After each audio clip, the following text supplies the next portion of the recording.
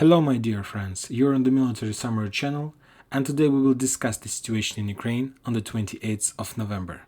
Today we have a lot of very interesting updates, so let's start. And we can say that today, the first day of the final winter campaign has started. The final battle this year has started. If we take a look at the Russian sources map, today they gave us a lot of very interesting updates, a lot of very interesting icons, and the most important one, if we are talking about Kherson district, is located on the north from Energodar. This small town, this is Nikopol, this is the town that Ukrainians were using to cross Dnieper River during the Energodar storm operation. If you remember, the Ukrainians were trying to cross the river and take control over the power plant. But today we're not going to discuss Nikopol, today we're going to discuss a small railroad station by the name of Masyivka, this one. As you can see, there is an icon of fire, and today the Russians reported that as a result of their rocket attack, 17th Tank Brigade lost around 100 soldiers and something around 13 armored vehicles. As you can see, that happened that we discussed many times during the previous videos. Let's take a look at the map of disposition. According to this map, you see that there are still a lot of forces, Ukrainian forces in Kherson district. And my opinion, I give my opinion that Ukrainians stuck there and they can't redeploy their forces from this area. If you remember, a day ago, or maybe 2 days ago, we discussed that the Russians attacked Kryvyi Rogh, this town. To be more precise, the Russians attacked the railroad station. And later, the Ukrainian authorities reported that as a result of that attack, the Kryvyi Rogh lost its railroad capability. So the Ukrainians are no longer able to use Kryvyi Rogh as a logistics center for railroad supply and support. Let's return to the Western sources map, and as you can see, this Kherson, this area, and there are a few ways how to redeploy or move the Ukrainian forces from this area to the rest of Ukraine. And there is two railroads. That first one moves from Nikolaev in direction of, let's say, Znamenka to the north, and there is like a turn to the right in direction of Kryvyi Rogh. And the second one, this one, from Nikolaev through Apostolovo, then Kryvyi Rogh to Dnipro, or from Apostolovo to Dnipro, or from Apostolovo to Zaporozhye. And as you can see, if you remember, we discussed about Kryvyi Rogh, the Ukrainians are no longer able to use this, so that's why the Ukrainians were forced to move their tank brigade, 17th Tank Brigade. If you remember, we discussed this brigade many times, that Ukrainians were keeping this brigade in this area just for one purpose, to understand where the Russians are planning to strike, where exactly. And on the base of that this Russian decision, the Ukrainians were planned to make their own decision where to redeploy this brigade. As you can see, according to information, we have the Russians activate on Donetsk frontline, Zaporozhye frontline, so I believe that Ukrainians understood that they need to deploy this tank brigade somewhere in the south, in this area, from Orekhov to, let's say, Donetsk, on this front line, just as a reinforcement to stop the Russians' progress. I believe that Ukrainians were planning to use all these railroads, but the road in Kryvyi Rogh was destroyed, so that's why they were forced to use this railroad, but to move on the south one near Nikopol. And that was their mistake. I'm not sure that if we can call this situation as a mistake, because the Ukrainians didn't have any other option. This is the only one way how to redeploy their 17th Tank Brigade, and they were forced to use it. And that was some kind of Russian trap. They made this trap, destroyed the railroad in Kryvyi Rogh, and forced the Ukrainian to use this one, because this railroad is very easy to control, is very easy to see even from this bank of the river, so it's not a problem for the Russians. And while the Ukrainians were deploying these forces, the Russians attacked the 17th Tank Brigade, and as a result of the attack, 100 soldiers were killed, or something around 13 armored vehicles. The Ukrainian lost something 13 armored vehicles. That's a lot, and this is not the last attack.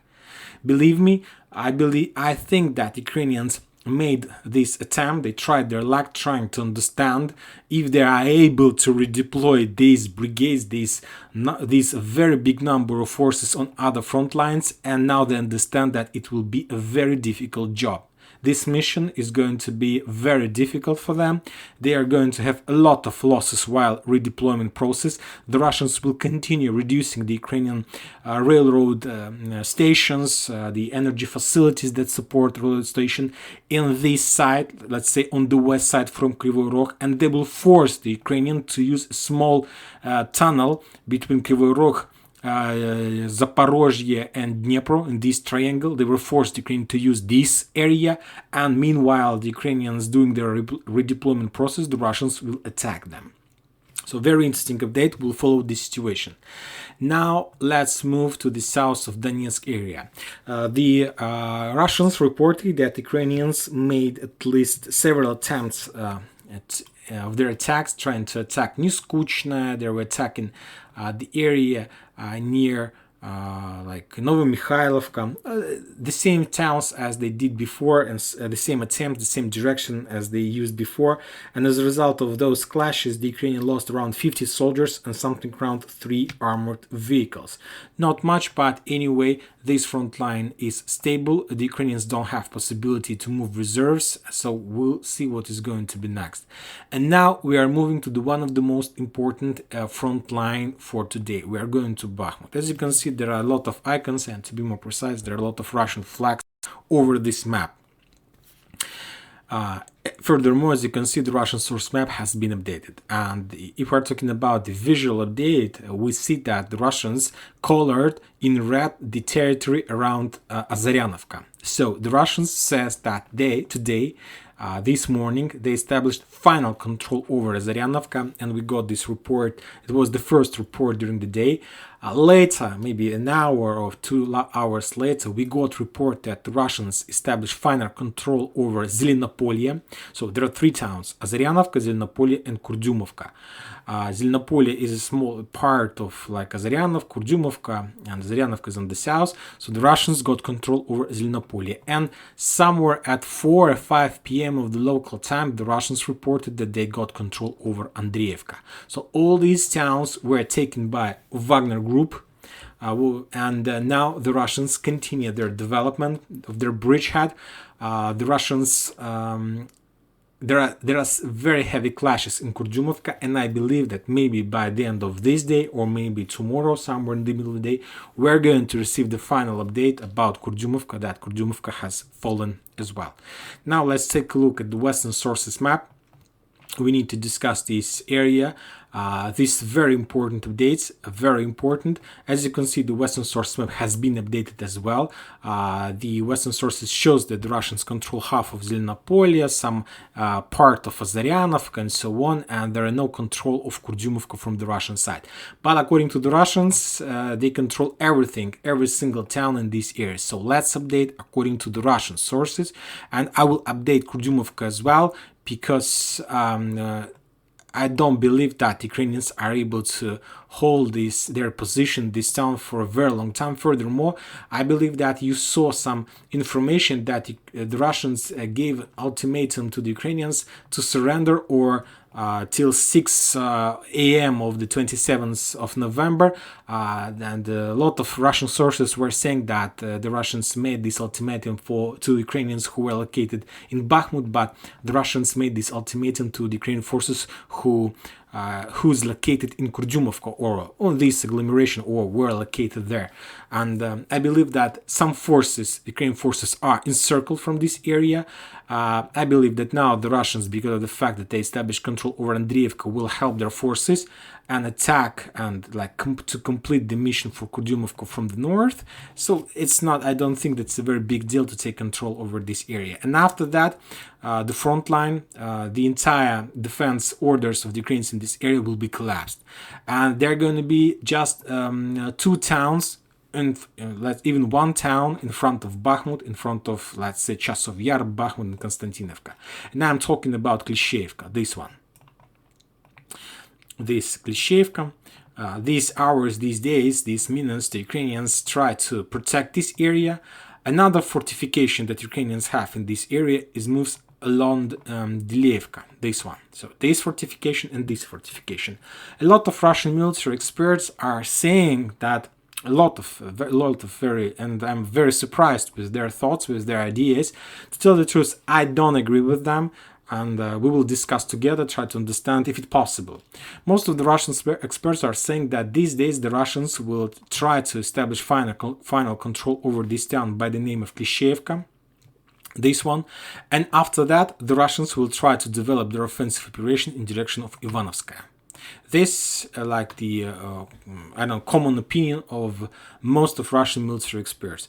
To tell the truth, I will be very surprised if the Russians, as soon as they take Klishevka and let's say clear Kurdyumovka and so on, will move in direction of Ivanovska. This town is located right between Chasov Yar and Bakhmut. Of course, if we're talking about tactical, strategic point of view, of course, this it's not just even an option, it's like a gift that Ukrainians can make for the Russians if they give this territory, Ivanovska, for the Russians. But if we take a look at this map, we see that it's highly unlikely that the Russians from Klishevka will try to develop their offensive operation to the north. For many reasons. And first of all is that if the Russians decide to develop their offensive operation to the north, they will got into crossfire. The Ukrainian forces from Bakhmut will start attacking the Russian forces, and the Ukrainians from Chasov Yar will start attacking. So even if the Russians are able to establish control over this small village on the road to Ivanovskaya, even if they are able, I'm not sure that the Russians are able to support and to move their support forces to this area. They will be under very heavy fire all the road, and they will just lose their forces. So I'm not sure that the Russians are going to move there. But of course, it's like a very nice position, and I'm not saying that the Russians are not going to do this. Maybe they will do, but for these purposes, first they need to clear the south of Bakhmut, at least the area, at least Opotna, at least this area, and to establish control over the the blocks that located on the border of this town. So if they're able to do this, just with this purpose, they will be able to blind the Ukrainian forces of Bakhmut. With this situation, they will be able to establish a safe road to this position. Yes, in this case, it's okay. But for now, the Ukrainians still control the town along the border of this town. So that's why it's highly unlikely that the Russians will develop their offensive operation in direction of Ivanovskaya. What the Russians are going to do right now? Let's take a look at the Russian source map, and the answer is very simple. First of all, as you can see today, the Russians managed to enter Opotna, that located on the south of Bakhmut. Now, this one. They managed to push, they managed to take another few blocks, and the Ukrainians sent a lot of reinforcement to the south, and these reinforcements were sent to start counter-offensive operation, and the Ukrainian forces were stopped near this church that located on the south of this area. So this is Bakhmut, and the Ukrainians were stopped here. This church is considered icon of cross. So we can say that today, these days, the Russians first controls Ivangrad and the south of Opotna. I believe that these days the Russians will try to clear the area of Bakhmut that located between these two rivers. So they will try to move a little bit further to the north, and like to maybe to short the front line and so on, to push the Ukrainians back and something like this. Of course, the Russians will try to attack Klishevka anyway. They can do this, and they will do this anyway. But before that, they need to complete the operation in Opotna between these two rivers. Why is that? First of all, if the Russians are able to establish control, not even over the entire this area, they need to get control at least over this small square between rivers, like to build trenches, to move their forces with one purpose. They need to cut the road that connects Bakhmut with Klishevka. So from this area, the Russians will be able to cut this road, establish fire control, send their commandos, and in this case, the forces, the garrison that located in Klishevka will be encircled, will lose supply and support, and it will ease the Russian job to push the Ukrainians from this area. So a lot of arrows, I believe, very difficult to understand, but this operation about the north. Anyway, we see that Ukrainian front lines are collapsing. I believe you saw a lot of reports from the Western sources about the losses, and some sources are saying that Ukrainians loses up to 1 battalion per day. So imagine yourself, the losses is more than 250 soldiers per day, something around 1 battalion per day the Ukrainians loses in the battle for Bakhmut. This is about the north. So we understand that first, before moving in direction of Ivanovska, the Russians need to take Klishchiivka. There is no doubt. Most of the military experts are saying that this mission is possible and the Russians will try to do this. But before that, the Russians need to cut the road that connects Klishchiivka with the Bakhmut. But to do this, first they need to clear the south part of Opotna to establish safe roads and to get the river, this river, and after that they will be able to do something. This is about the north, and everything is, we understand everything in this situation. But now let's discuss the south area, this area. You know what, that yes, it's very important to attack in Bakhmut, but from the other side, the Russians are able to create, if we're trying to use correct words, to create another point of pressure. It's very important. So if we're talking about Bakhmut, this is the area that the Russians are storming, trying to take control over. But if we are talking about Donetsk agglomeration, the Russians are able to create another point of pressure. What does it mean? That means that the Russians are able to establish some fire position, some scouts position, commandos position. They're not going to attack, but they will keep some garrison there, and they will always cause problems for the Ukrainians in this town. And every single time the Ukrainians will making some decision, let's say about regrouping, about sending some reserves, every single time they will be forced to pay attention to this point of pressure. And I'm talking about this village Druzhba and Delivka. If we take a look at this map, we see that this village has the title of Delivka, but if we take a look at the Western sources map, this village has the title of Dachna, this one. So I believe that the Russians can and they need to take control over these two blocks. This is not an easy job, of course, but anyway, the Russians are able to do this for many reasons. First of all, there is a railroad that split this area. It's very difficult, would be for the Russians to cross this area, and so let's update this map. So the Russians can first take control over this small village by the name of Druzhba, or if you translate in English like friendship. And there is one important road, or at least two roads. The first road moves to Delivka or Dachna, according to the Western Russian sources map, and another road moves to the north to the real Delivka and Belogora, this fortification area. If the Russians take control over this town, I'm not sure that the Russians will be able or will try to develop their bridgehead in direction of Delivka, but at least the Russians will be able to attack Delivka, Dachna, the south town, because there are no more roads that Ukrainians are able to use to supply and support this area. And after that, the only thing that the Russians need to do is just to establish fire control, without sending forces, without any attempts of storming this area and so on.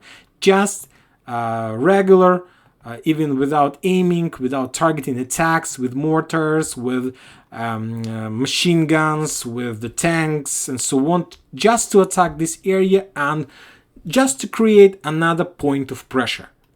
And believe me, this will cause a lot of damage to the Ukrainians who is located in Donetsk, New York agglomeration, because according to this disposition of map, we see that it appears like half encirclement of this area. Anyway, sooner or later, the Russians will be forced to start the battle for New York agglomeration. Anyway, so if they will be forced to do this anyway, why not to start this mission these days? By preparing some kind of infrastructure before the general battle for this area. The Russians are not able to storm Donetsk from the north, and the reason is that if we take a look at the map of the ground, this is our Donetsk. There are a lot of landfills. As you can see, this is the block village Druzhba I'm talking about. This is Dachna. This is the railroad that split two areas. And right in front of this area is a very powerful landfill that the Ukrainians can use to see every single movement in this town. And the Russians just don't have forces and power and time this day to storm the village, because all their movements will be spotted and the Ukrainian artillery will reduce the Russians easily in this area without any problem. So from this, one of landfills is right in front of village Druzhba, and the second one in front of Donetsk. So from this side to storm this area is a suicide operation for the Russians. So that's why they won't do this. But to pin down the Ukrainians, to attack this area using artillery is a very nice job and very nice thing that the Russians can do in this situation. Another thing is about north part of Bakhmut, and we're going to discuss right now small village on the north of Bakhmut is Pitgorodny. According to some Russian sources, they're saying that the Russians managed to enter this town, and this village is very important as well. Let's update this map. According to these updates, we won't find this update on the Russian sources map. As you can see, there are a lot of updates on the south, but not so much. There are no updates about Pitgorodny. Even if we take a look at the gray zone, we see that today gray zone is near the gas station. But some Russian experts are saying that the Russians managed to enter this town, it confirms the Russian words that these days they establish fire control over every single road that moves to Bakhmut. And if the Russians are in Pitgorodny, that means that they do establish control over this bridge, over this cross between a regular road and railroad, and we can say that yes, they control Bakhmut. Furthermore, from this area the Russians are able to establish control over this logistics center, because there is another road, and from this perspective Bakhmut appeared in operational encirclement. There are very heavy clashes there, and this is very important town, and the Ukrainians do understand the value of this town, and they will send as much as possible reserve they have. They won't count their army. We understand that they have problems with this on the south. They can't redeploy their force from Kherson. They are stuck there because of the fact that the railroads that they can use is under complete rocket and artillery control from the Russian side. Anyway, even if the Ukrainians are able to use these roads anyway, up to 20 or maybe 30% they will losses they will receive during this redeployment process. And as evidence of that, we saw the situation near Nikopol with the 17th Tank Brigade. But as we discussed, this is not the only brigade in this area. There are a lot of forces there. Thousands of soldiers can't be redeployed because of logistic problem in Ukraine. Now let's talk a little bit about the north towns, about Bakhmut and so on. So about Pitgorodny, everything's clear. Now we're going to discuss Bilogorovka, Yakovlevka, Solidar. This is the focal point of the Ukrainians' defense of Bakhmut, and while the Ukrainians are able to keep this territory, it will cause a lot of problems to the Russians. All these problems can be easily solved by taking control over Pitgorodny, over this town. So it will be like a small dirty encirclement. It is going to be some kind of dirty encirclement, and if the Ukrainians if they are able to collect a lot of forces, if they won't calculate their losses one more time, of course they can penetrate and push the Russians back from this area, because there are no places to hide and let's say to keep their armored vehicles, because to take control and to save control over Pitgorodny, you need to have at least support from tanks, because as you can see, the closest area where the Russians are able to keep their forces is the north part of Bakhmut, Pokrovsk. This is very far from the border, from the front line, and the Ukrainians are able to keep their tanks, artillery very close to this town, so it's very difficult to hold this area. But let's see. So anyway, the Russians need to do something with, but for now, no changes. Another important update are coming from the north, from this area, and today the Russians reported that they got established control over Sporne. As you can see, there is an icon in this area showing about the progress, and today we got first or maybe some confirmation that the Russians entered Sporne. For now, it's very difficult to understand where exactly, how much what exactly Russians controls or something like this. But anyway, as you can see, the front lines are collapsing slowly. But I'm not sure that we can say that this process is slow right now. I believe that now this process became faster.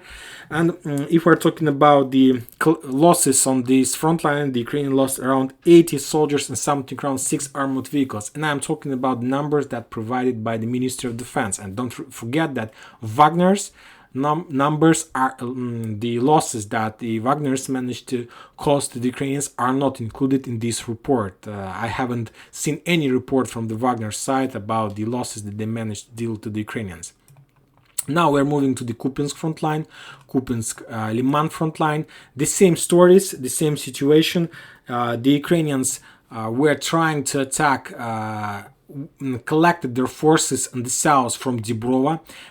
They were trying to create some kind of fist and to attack this town from the forest, because this is the only position when they can hide themselves from the Russian artillery or their eyes. But the Russians spot these forces, attack this area with artillery, and as a result of that attack, the Ukraine lost around 30 soldiers, something around 5 armored vehicles.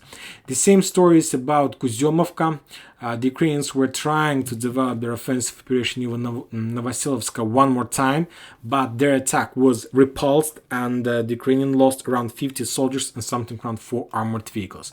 More and more sources are saying that the Ukrainians managed to collect a very powerful fist near Harkiv.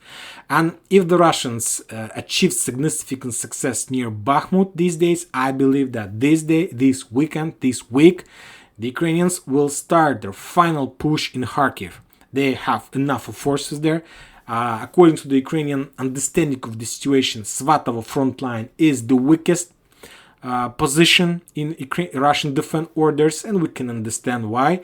Because if we're talking about the Russians, of course, for them it's much more better if the Ukrainians attacks here as far as possible from Crimea, from Zaporozhye power plant. If Ukrainians attacks in this north of LPR, this is the best option for the Russians for many reasons. One of them is that it's very far from the strategic bridgehead, and the second reason is that every single minute the Russians, if the Ukrainians, let's say, started their offensive operation in the north of LPR, they had made a final attack in direction of Svatovo, the Russians have a possibility every single minute to attack the Ukrainians in their flanks from the territory of Russian Federation. So it's for them, for the Russians, it's the best solution. It's the solution that make them stay on the safe side.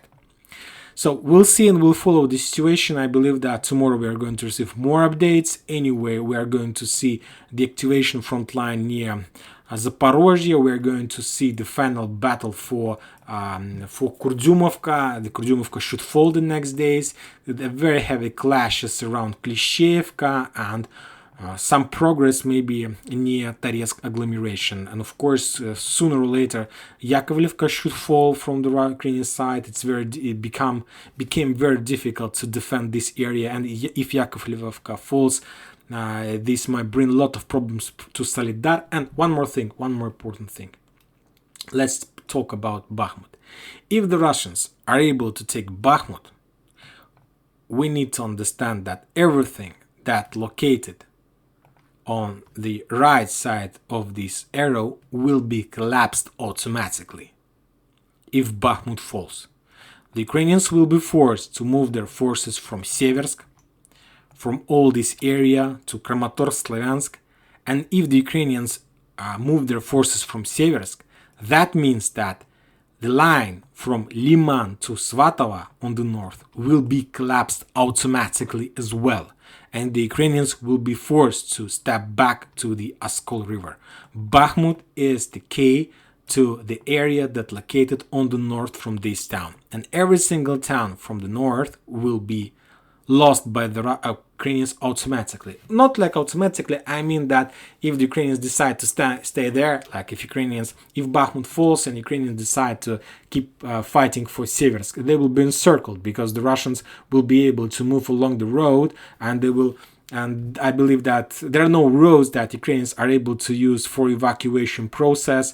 They will have to make a lot of convoys. So if Seversk falls, it will be very difficult for the Ukrainians to hold their forces in Yampa, Liman, because they will be attacked in that moment from the south, from the same areas, and also from the east, and they will be forced to step back in this area. If the Ukrainians leave Liman, Drobyshevo, all this town, then there is no sense to keep the area between Kupiansk and Borovaya, and they will be forced to step back here as well. So it's like domino. If Bakhmut falls, everything on the north will fall till the line of Slaviansk, Kramatorsk, Izum, and Oskol River. So this is going to be the next front line in this area. And that's it for today. Military Summary channel reminds you we condemn any violence in Ukraine. Thank you for watching. Subscribe to my channel, put your likes, join my Patreon. Have a good day. Bye bye.